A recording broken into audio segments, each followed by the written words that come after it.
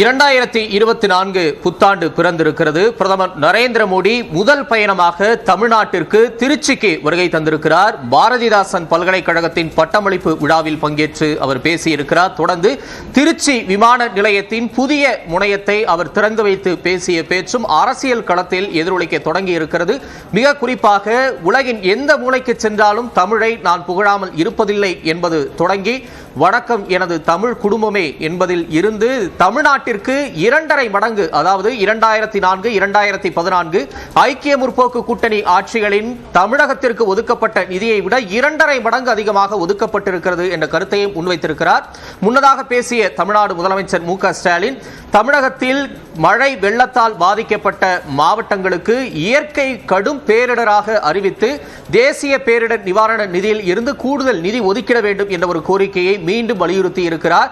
தொடர்ந்து இந்த கோரிக்கையை வலியுறுத்துவதன் காரணமாக அரசியலுக்காக என்று எடுத்துக்கொள்ளாமல் மக்களின் எண்ணங்களை பிரதிபலிப்பதற்காக இந்த கோரிக்கைகளை தொடர்ந்து முன்வைப்பதாக எடுத்துக்கொள்ள வேண்டும் என்ற ஒரு கருத்தையும் முன்வைத்திருக்கிறார். தொடர்ந்து இந்த கருத்துக்களின் எதிர்வினைகள் எவ்வாறு இருக்கப் போகின்றன என்பது குறித்து தங்களது கருத்துக்களை பகிர்ந்து கொள்வதற்காக சிறப்பு விருந்தினர்கள் தொலைபேசி வாயிலாக இணைகின்றனர்.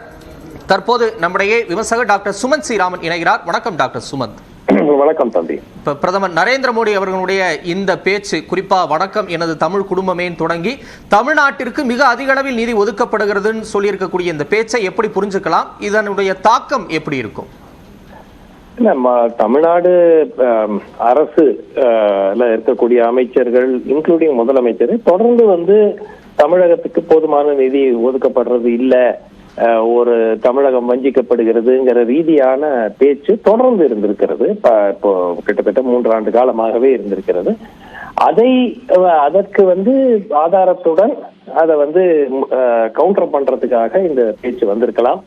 ஆனால் முதலமைச்சர் அவர்கள் சொல்ற ஒரு விஷயம் இன்னைக்கு எனக்கு எதிர்பார்ப்பு இருந்தது, ஏதேனும் NDRF நிதியிலிருந்து கொஞ்சம் வழங்கப்படும், இந்த வெள்ள பாதிப்பை சமாளிப்பதற்காக கூடுதல் நிதி வழங்குவாரு அப்படிங்கிற எதிர்பார்ப்பு இருந்தது. வெறும் ஆறுதல் மட்டும் கூறிட்டு ஒத்துழைப்பு எல்லாம் கொடுக்கணும் அப்படிங்கிற ரீதியா கூறிவிட்டு சென்று விட்டார். அது ஓரளவுக்கு ஏமாற்றம் அளிக்கிறது.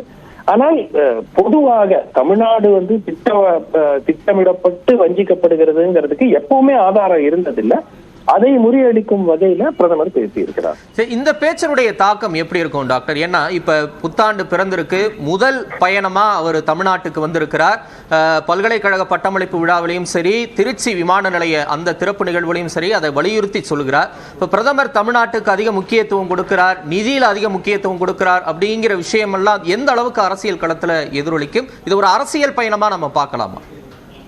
அரசியல் களத்துல பெருமளவுல இது எதிரொலிக்கும் நான் நினைக்கல. ஆனால் இந்த பர்செப்ஷன், அதாவது தமிழ்நாடு வஞ்சிக்கப்படுகிறது, தமிழ்நாட்டுக்கு நிதி ஒதுக்க மாட்டேங்கிறாங்க, மற்ற எல்லா பணத்தையும் எடுத்துட்டு போய் யூபிக்கு கொடுக்குறாங்க, பீகாருக்கு கொடுக்குறாங்கிற அந்த பிரச்சாரத்தை ஓரளவுக்கு சரி செய்வதற்கு ஒரு முயற்சி, என்ன உண்மையான நிலவரம் அப்படிங்கிறத மக்களிடையே விளக்குவதற்கு ஒரு முயற்சியா பார்க்கலாம்.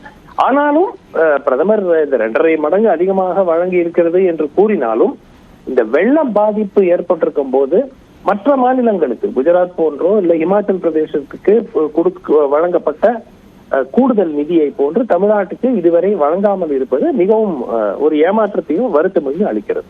நன்றி டாக்டர் சுமந்த். இணைப்பில் உங்களுடைய கருத்துக்களை பதிவு செய்தமைக்கு.